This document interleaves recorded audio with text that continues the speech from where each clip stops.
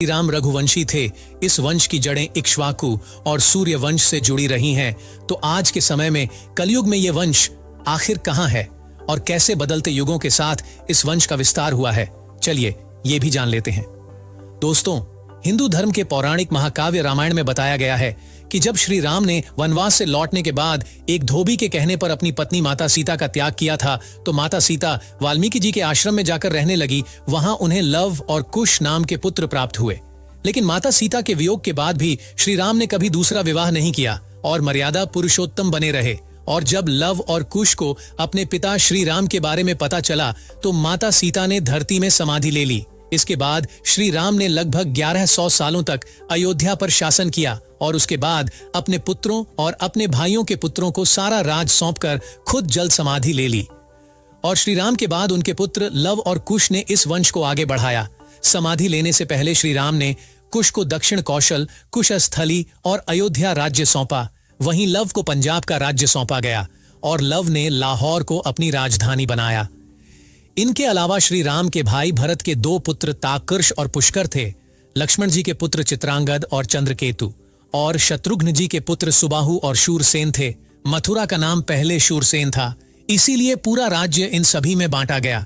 बताया जाता है कि जब श्री राम जल समाधि लेने जा रहे थे तो वो भरत का राज्याभिषेक करना चाहते थे, लेकिन वे नहीं माने। तो इसीलिए श्री राम ने दक्षिण कौशल प्रदेश यानी छत्तीसगढ़ में कुश और उत्तर कौशल में लव का अभिषेक किया। इसके बाद राजा लव से राघव राजपूतों का जन्म हुआ, क्योंकि लाओस और लाहौर में राज्य करने के बाद ये गुजरात गए, जहां उन्होंने सिसोदिया वंश की नींव रखी, जिनमें बड़गुजर, जयास और सिकरवारों का वंश चला।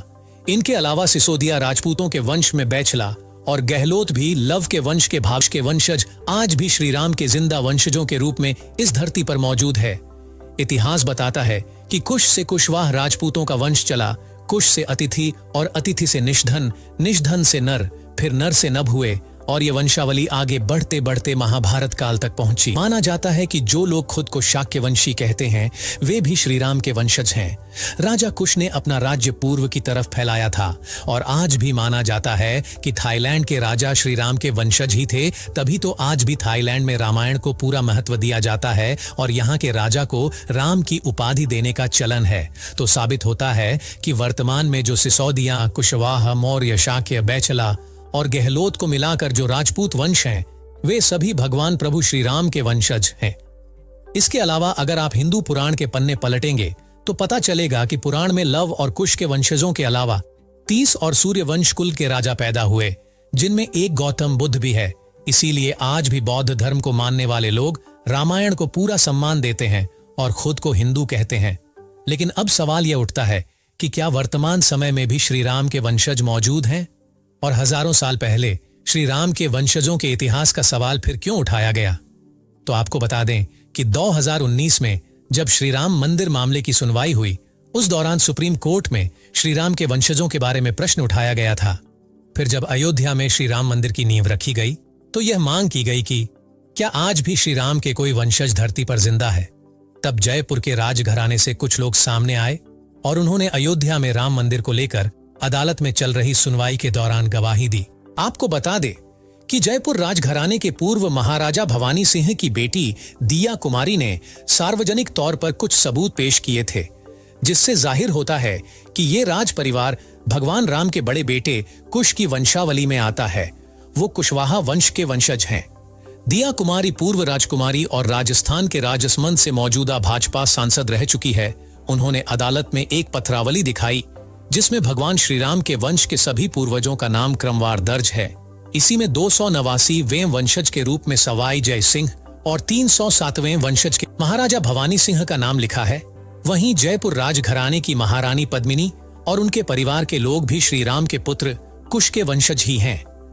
महारानी पद्मिनी ने एक अंग्रेजी चैनल को दिए साक्षात्कार में कहा था कि उनके पति भवानी सिंह कुश के 309वें वंशज थे। सिटी पैलेस जयपुर के पायथीखाना में 9 दस्तावेज और 2 नक्शों में भी अयोध्या के जय सिंहपुरा और राम जन्म स्थान पर सवाई जय सिंह के अधिकार होने के सबूत मौजूद है, जो बताते हैं कि अयोध्या पर सालों पहले जयपुर के कुशवाहा वंश का अधिकार था। तो दोस्तों, यह साबित हो चुका है कि आज भी श्री राम की वंशावली भारत में मौजूद है।